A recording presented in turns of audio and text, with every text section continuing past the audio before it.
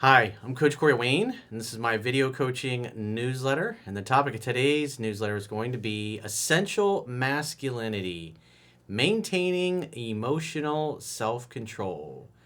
Well, this is a super important topic, especially for all men, really all human beings to understand, but extremely important for men, especially if you want to achieve your personal and your professional goals in life.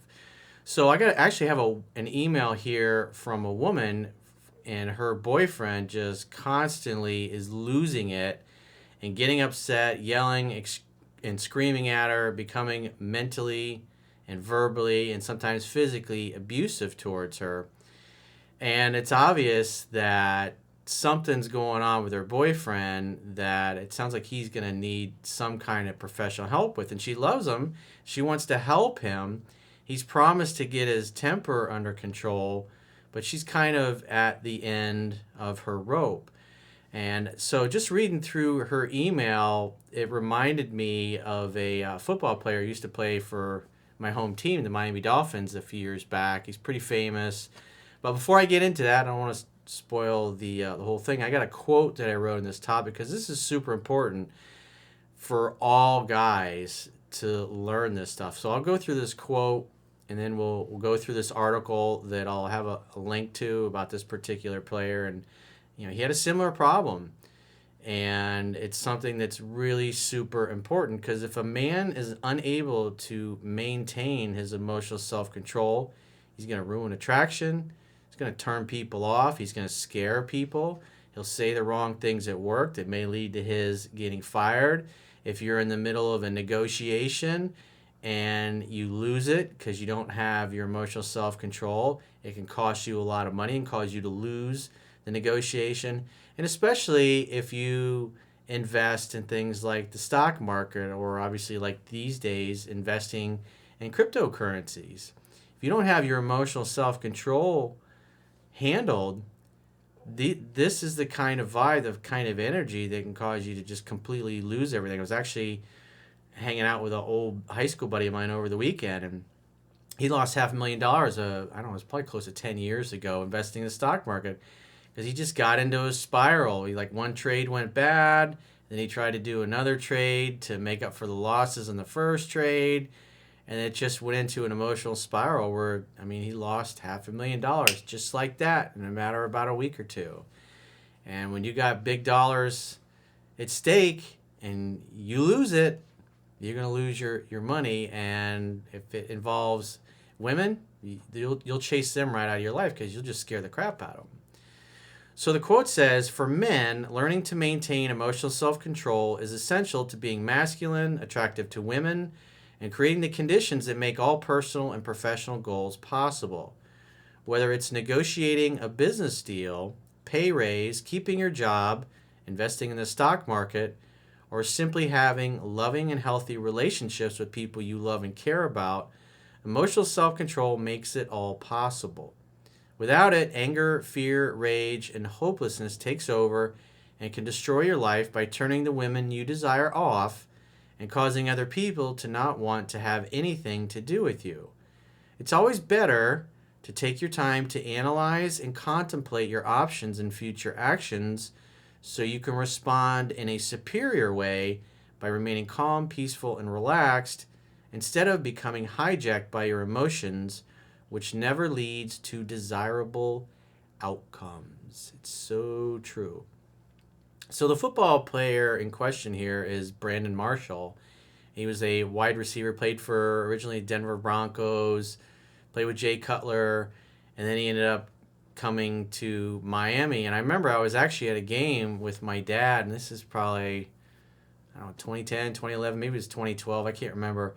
But I just remember a call didn't go his way, and he picked up the football and he just chucked it as hard as he could towards the sideline, just threw it in a fit of rage because he was ticked off. And this is where all the cheerleaders were. You can imagine these little petite 5'2", 5'3", 5'5" women that are on the sidelines, and he chucked it right where all they were. And I was thinking, man, he's going to nail one of these girls in the face. And I don't know if you've ever caught footballs thrown by. I had a guy that I hung out with in college that was, a roommate of some of my friends, and he played football. And he wasn't that big of a guy, but man, when he threw that ball in, you could see it coming. You could hear the wind whistling off that ball, and when it hit your hands, it hurt like hell. I mean, it was pretty common for my hands to be black and blue after, just from smacking the meat all the time because the ball came in so hard and so fast. If you've ever seen guys that played receiver for a lot of years in the NFL, you've seen their fingers are all jacked up because they've gotten hit and their fingers have gotten broken or dislocated or just jacked up in general. So I remember seeing this and watching. I was like, what?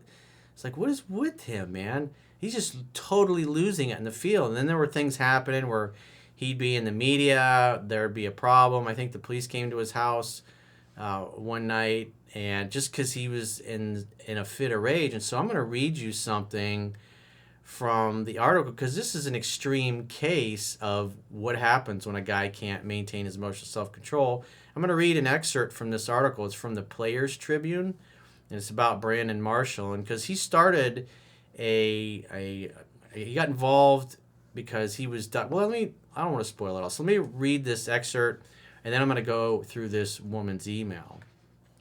So the article from the Players Tribune says, in 2009, during my last season in Denver, I was depressed. There were days when I would just sit at home in my theater room in the dark in a catatonic state. I never wanted to leave my house, and if I did, I wore a hoodie up over my head because I didn't want anybody to recognize me. I didn't want to talk to anybody, and at the time, I didn't know that I was depressed. I had no idea how to deal with it, so I hid from the world. I thought that I was trapped in that catatonic state because of my relationship with my coach, Josh McDaniels. He's now the offensive coordinator for the New England Patriots. And it was a big reason why Tom Brady has done so well over the last 10 years. But Tom Brady's Tom Brady. Tom Brady's always going to do well. But Josh McDaniels is a great offensive coordinator. So back to the article. He says, and the fact that I was due for a new contract and the Broncos weren't coming to the table with the deal that I thought I deserved. Now notice what he says next, especially if you're not able to keep it together in a negotiation. I mean, we're talking millions, tens of millions of dollars here for this particular guy are at stake. And he's constantly losing his shit and throwing a temper tantrum and being difficult to work with to the point where people are like, I don't want to deal with this asshole anymore. He says, now looking back, I wouldn't have given myself a contract either, at least not until I cleaned up my act. So when the Broncos traded me to the Dolphins in 2010, I signed a 5-year, $50 million contract, the richest ever for a wide receiver. I mean, think about that. That's a lot of donuts. I thought that everything was going to be okay, and I had the security and stability of a long-term deal. What reason did I have to continue to be miserable? But my depression followed me to Miami. Sometimes I would go days without talking to anybody, and when my brothers and sister would come to my house, I would say hi to them and then just sit there. They would stare at me like, what's wrong with you? He says, I have a beautiful wife, Mishi. She's stunning, absolutely gorgeous. And I'm not saying that to brag. Believe me, I know how incredibly fortunate I am to have her in my life. But there was a time when I couldn't even look her in the eyes and tell her how much I loved her or that I thought she was the most beautiful woman alive. Now notice what he says. He says, I felt all those things, but I couldn't process them. So instead of showing her or telling her how I felt, I just didn't say anything at all.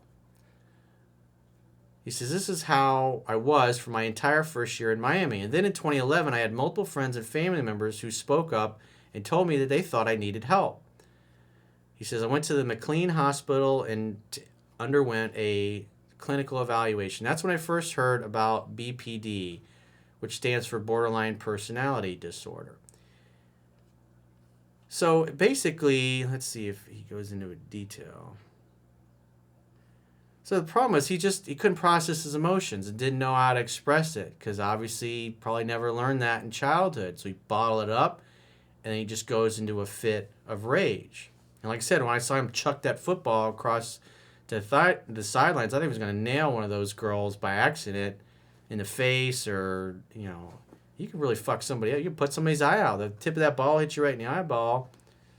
As fast as that thing's coming, it's like, that's really dangerous. And he would have probably gotten kicked out of the NFL if something like that would have happened. And then when it missed everybody, I was like, I breathed a sigh of relief. So I'm going to go to the email that I got. But like I said, that article, if you're interested, I'll have a link on the article on my website so you can go check it out. It's really interesting. It's on the Players Tribune, and it's Brandon Marshall. But again, we'll have a link to it. But it's really important to read, because if you've got people in your life, or maybe yourself, that you just lose your shit. And when you see some of the things that this guy is doing with this woman, she's also enabling his behavior because she's making excuses for what he's doing, which is not a good thing. But she doesn't want to leave him because she loves him. But at the same time, she's over it. So she says, "Hi, Corey, I need your advice. I'm engaged to a man that regularly loses his temper. Last year, I got really ill because he would always blame his outbursts on me, smashing doors, shouting, calling me names, belittling me, and pinning me down on the bed. We've broken up and got back together a couple of times after he banged the washing bowl up and down with scalding water, which went on my face and chest because I wasn't looking at him when he was talking. I was about to start washing up, but prior to that, we'd had a disagreement. He apologized and promised he would work on his temper. So he promised to do something about it. How'd that turn out? A man, in order for a woman to trust, and in this case, for her to trust his masculine core, he's got to be able to take corrective action. When he says, I'm going to do something about it, I'm going to work on it, he's got to fix it. He can't just keep blowing up and doing it over and over, because eventually everybody's going to get tired. Everybody's got a breaking point. Or they're just like, that's it, screw this person, I'll find somebody else. He says, this past month has been perfect until yesterday. We woke up and he wanted sex. I wasn't in the mood, and I told him so, and that I needed a cuddle. So the other thing you gotta, as a woman, you gotta remember that we're logically brained. So in other words, it's like you're not a light switch. You gotta be able to explain to him is that you gotta take your time, caress me, cuddle me. Let's not get to the bumping and grinding right away, but just take your time to get me aroused so I get really dripping wet. So you gotta be able to coach him what you need to get turned on, and just because the way you're saying it, obviously he doesn't know any better. He probably hasn't read 3% Man, and so he doesn't understand these things. So you gotta be able to explain in a way, because remember, men are like dogs. It's like step 1, step 2, step 3, step 4. Just guide him what you need. He says, she says, he lost his temper and told me how badly I treat him and threatened to leave me. So it's never healthy. Statistically, when they've done studies on couples that stay together, when one or both people, their solution to all problems is to threaten to leave, almost 100% of the cases, I think it was like 99, 97%, 95, 97%, something like that, it never works out. The relationship always ends, because at some point, people reach their breaking point and they're like, screw it. You're going to leave me? Fine, I'll leave you instead. So that is not healthy behavior either. She says, this ended with him pinning me on the bed and screaming at me. I told him to go, and he apologized, but I am still upset. He says I'm ruining the relationship by not accepting his apology, and that he says and does things when he's upset that he doesn't mean. Well, you can't excuse it. It's not okay to pin you to the bed and be verbally and physically abusive and scream at you.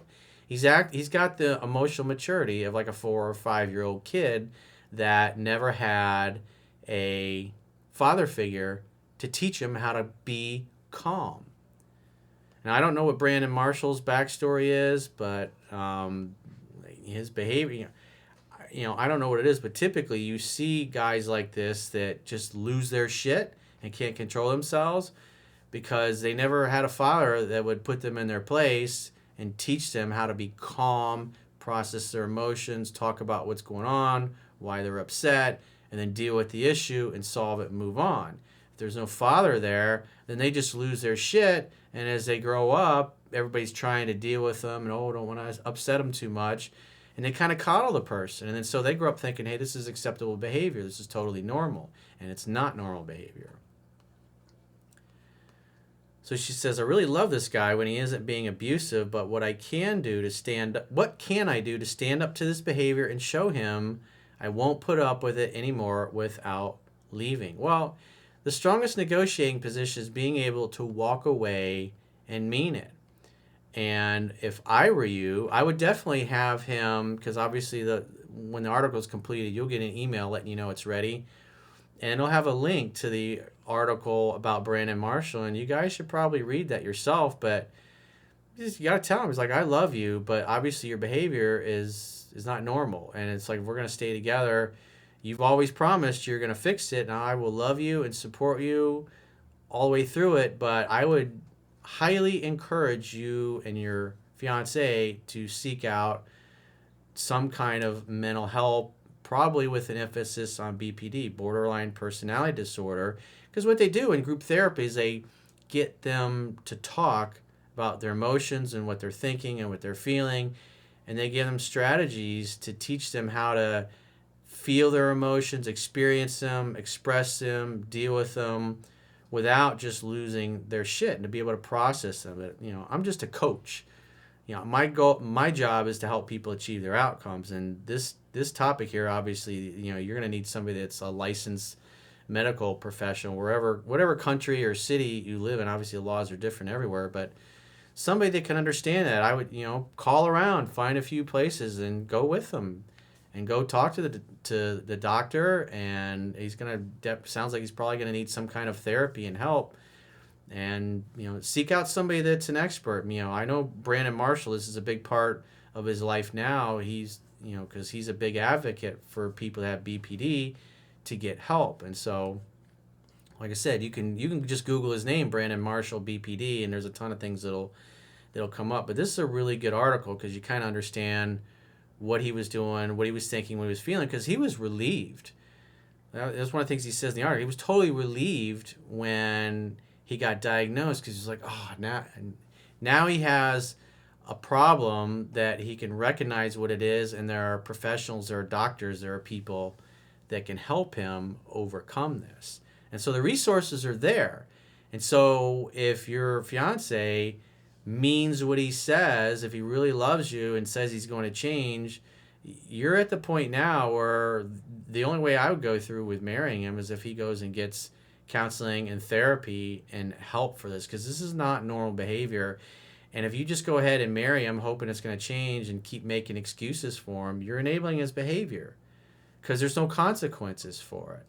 But if you do it in a loving way and he's willing to get help, then give him a chance. If he's unwilling to get help, you're just like, I've given you years or whatever it is. It's like, I can't do this. It hasn't gotten better. It's like you're good for a while and then you lose it. It's like, so at this point, he needs some kind of professional help with somebody that's an expert in this particular issue, so he can get properly diagnosed, whether it's BPD or some other mental health issue. It's like, once you know what it is and what the problem is, then you can fix it. And then you can do it together as a team, which is the way it should be. So that's what I would do if I were you. And I would definitely, obviously, have him read 3% Man, which you can read for free at understandrelationships.com. You can also read my second book, Mastering Yourself, totally for free as well. All you got to do is subscribe to the email newsletter. It'll be the first box that you see when you get to my website. Just look for the free ebook information. It's pretty simple. So if you've got some kind of challenge in your personal or professional life and you'd like to get my help, you can go to understandingrelationships.com, click the products tab at the top of your screen, and book a coaching session with yours truly. And remember, no drama.